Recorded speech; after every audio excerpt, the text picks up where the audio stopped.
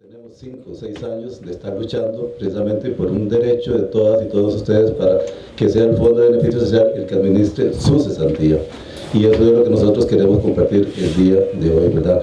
Dejar patente que no negamos la existencia de ese conflicto. Creo que nadie, absolutamente nadie lo ha ignorado, pero también que tenemos 6 años de estar luchando contra todo, inclusive muchas veces, en la mayor parte de las veces, contra las autoridades de turno para lograr que se ejecute lo que se ha pactado vía convención colectiva. Entonces, nuestro asesor legal, don Enrique Alvarado, pues va a dar una introducción acerca es como una reseña histórica, ¿verdad? Histórico-legal de todo lo que ha sucedido para situarnos en el momento en que estamos. Muchas gracias.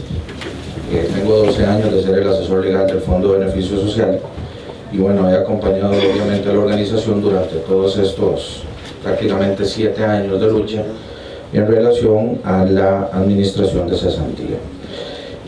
Para iniciar la exposición quisiera, haciendo una breve reseña histórica de la forma en que nace la vida jurídica del Fondo de Beneficio Social, toda vez que ahí encontramos el primer asidero o la primera razón por la cual tenemos toda la potestad de administrar el Fondo Institucional de Auxilio de Cesantía.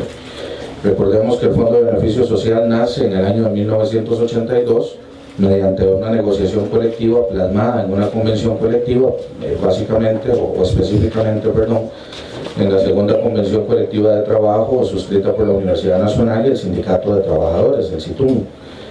Precisamente desde el año de 1982 se establece en esta segunda convención colectiva, en su artículo 147, las formas en las cuales se va a financiar el Fondo de Beneficio Social y con cuáles recursos va a poder actuar o trabajar la organización.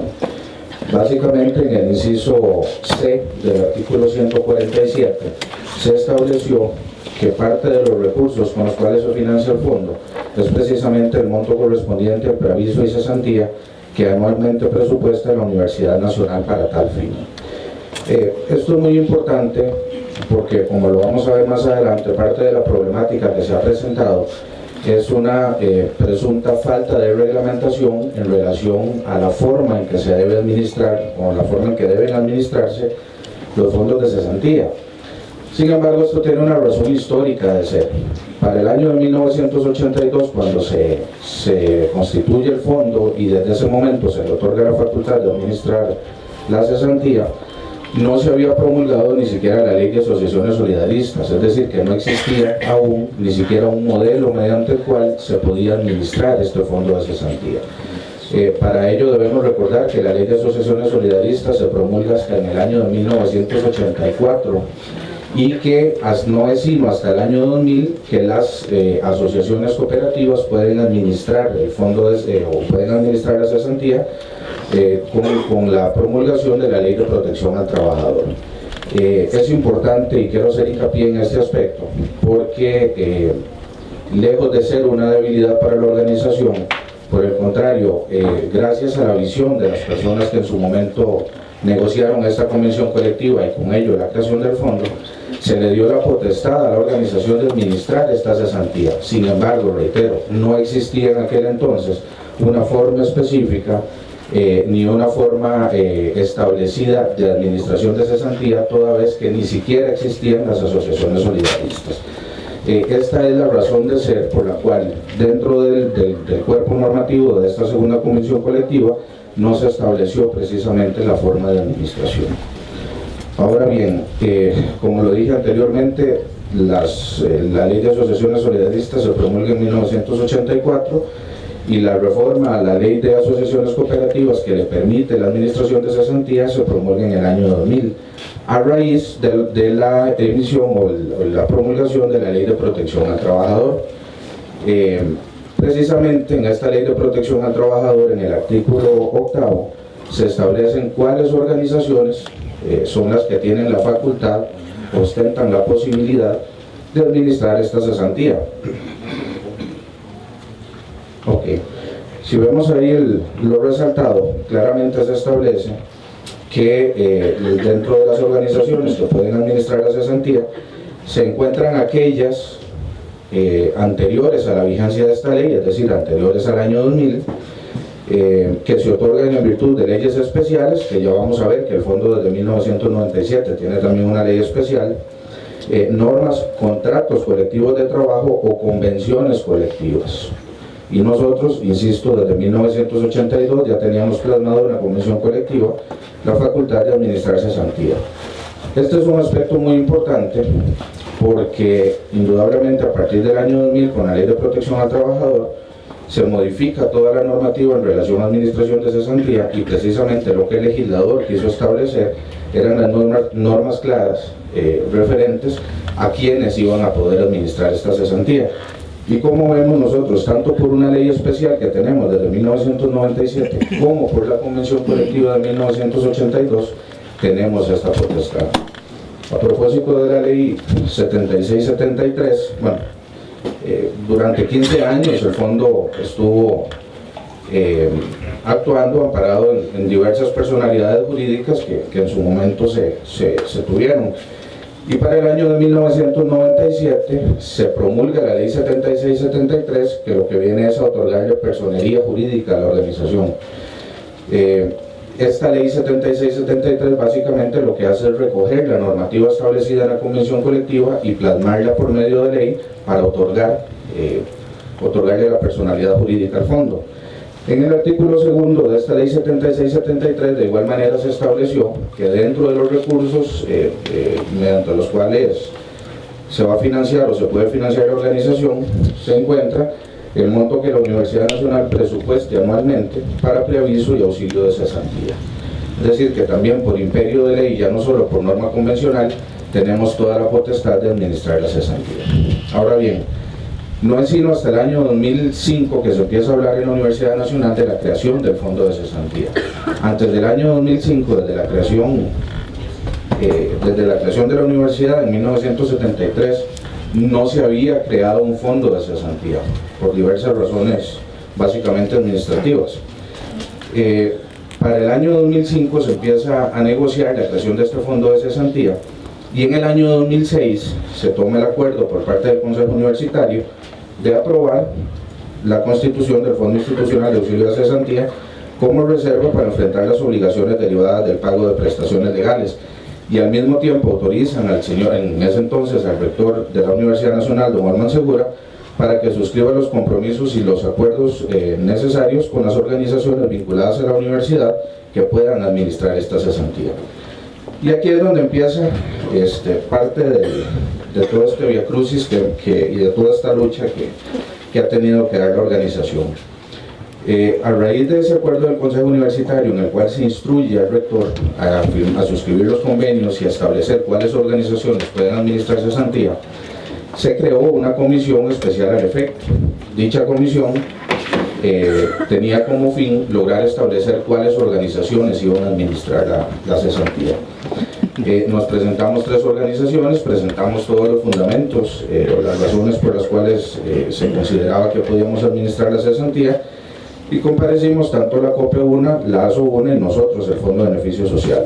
Y desde un primer momento, al principio del año 2007, esta comisión, amparada en dictámenes de la asesoría jurídica y de la Contraloría Universitaria, estableció que el fondo no podía administrar la cesantía y que presuntamente solamente la ASO-UNA y la COPE-UNA lo podían hacer. Obviamente nosotros no aceptamos bajo ninguna circunstancia este criterio. Se entró en diversas negociaciones con la rectoría y se acordó, dado el criterio emitido por la asesoría jurídica, se acordó elevar una consulta a la Procuraduría General de la República para que fuera ella, como órgano máximo jurídicamente hablando estatal, quien estableciera quiénes podían administrar la cesantía en la Universidad Nacional. Ante ello se emitió el pronunciamiento C078-2007, el cual claramente establece, dentro de las consideraciones que se hacen ahí, que lo anterior nos lleva a concluir que el Fondo de Beneficio Social puede administrar los recursos del Fondo de Cesantía. O sea, la Procuraduría nos da la potestad de poder administrarlo.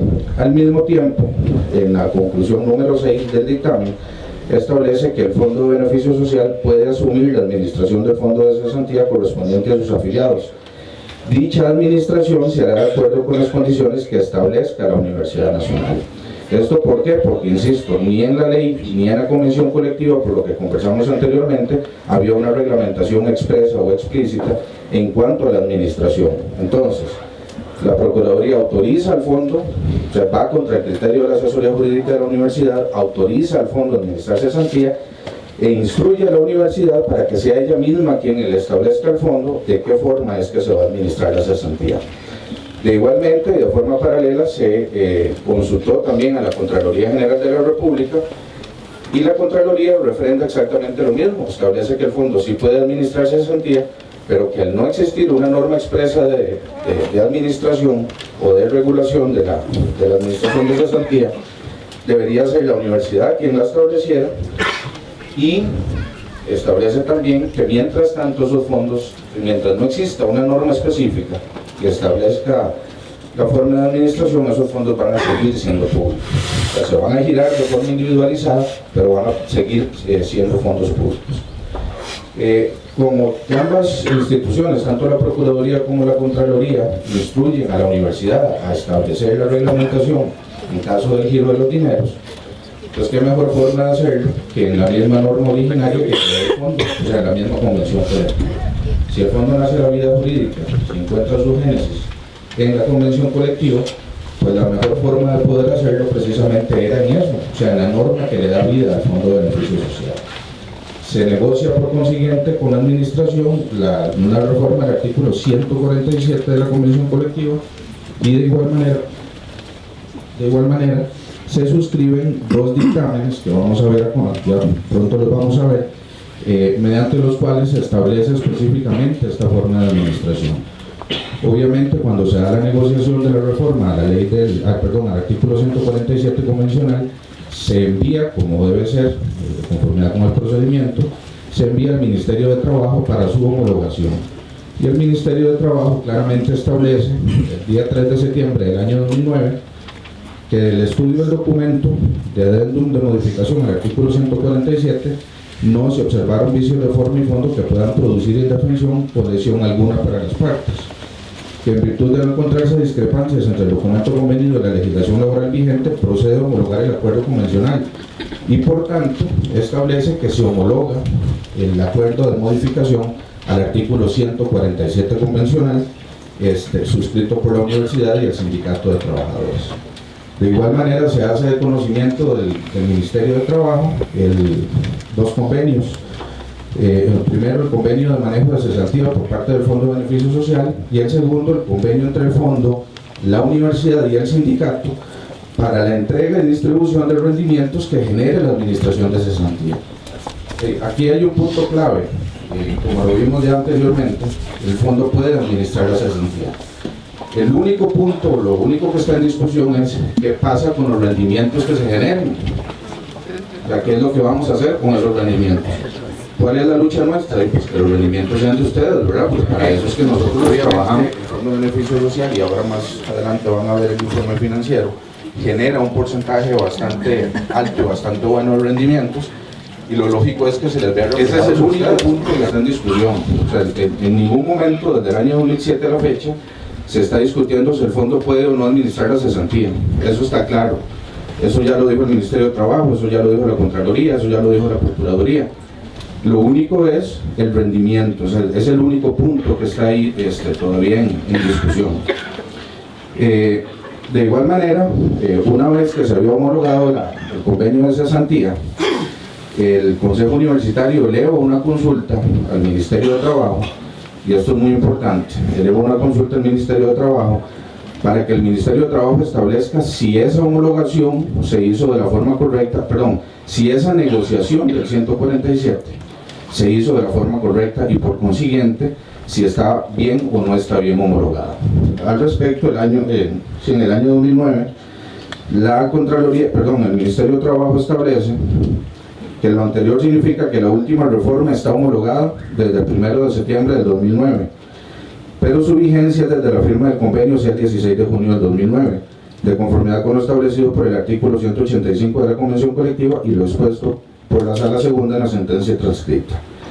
Por lo anterior, y esto es muy importante, por lo anterior, en respuesta a su tercera pregunta que realiza el Consejo Universitario, debemos indicarle que ni el Consejo Universitario ni el propio rector pueden dejar sin efecto artículo alguno de la Cuarta Convención Colectiva de Trabajo. En consecuencia, ese 147 negociado y ya homologado es ley entre las partes según lo establecido en los artículos 54 y 55A del Código de Trabajo citado. Queda claro por consiguiente que desde el día 16 de junio del año 2009, en el cual se suscribió la reforma de la Convención Colectiva, esa negociación plasmada en esa convención, en ese artículo, es ley entre las partes y por consiguiente es de acatamiento obligatorio para las partes. ¿Cuáles partes son las que estamos involucradas en este momento? La universidad, el sindicato y el Fondo de Beneficio Social. Esto es muy claro, esto es muy importante. Esto es muy importante porque se ha querido hacer ver, de una forma un tanto tendenciosa, diría yo, se ha querido hacer creer que la negociación es ilegal, que la negociación es nula, que la negociación tiene algún tipo de defecto. Estamos claros, y desde el año 2009 el Ministerio de Trabajo no ha modificado el criterio, que la negociación fue completamente válida, que la negociación la realizaron las personas que tenían que realizarla, y que por consiguiente, por ello el Ministerio de Trabajo lo homologó y es ley. O sea, no es cierto, hasta el día de hoy, que exista alguna ilegalidad en la convención colectiva. No es cierto que no sea ejecutable esa norma. De hecho, tan ejecutable es que igual la universidad gira los recursos, ¿verdad? Lo sigue haciendo y lo tiene que seguir haciendo. Y no carece de validez legal la normativa. Es decir, se encuentra completamente adecuada a derecho. La Constitucional, como Tribunal Máximo lo estableció y vio o determinó que la forma en que el Fondo de Beneficios Sociales adquiere sus recursos y los administra se encuentra pegado al derecho constitucional, así que en ese sentido no tiene por qué tener absolutamente ningún tipo de temor al respecto. Consulta si eso va a ser final. Ahora, cualquier duda o consulta al final de la actividad, con todo gusto seguimos conversando un poco de esto.